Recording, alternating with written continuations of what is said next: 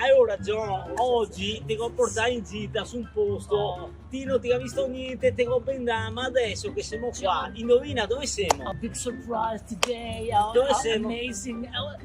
I don't know, but it's like a kind of little Venice. Ma che Venezia! Adesso ti ho fatto spiegare, vieni qua Emanuele! Dove siamo Emanuele? Ciao! Ti sta Palau, Tita! Siamo a Ciosa qua! Palau.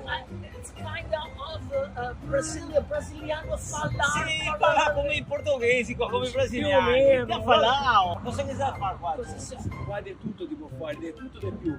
A cominciare che ti guardi i bai, i crocai. I crocai, che noi diciamo cocai, Crocai! e in italiano i gabbiani. So, Mario, che cosa facciamo adesso? Niente, a me vale subito, split. sì. No, andiamo a vedere un po' di robe storiche qua a Chioggia, che dipende storia, Allora prima dobbiamo iniziare con una frase che Emanuele ha detto. Cosa ti ha detto prima? A Sa Palau! Sei Palau! Brasiliano. No, non sei brasiliano. Cosa vuol dire Palau? Where to saber? Scrivetelo!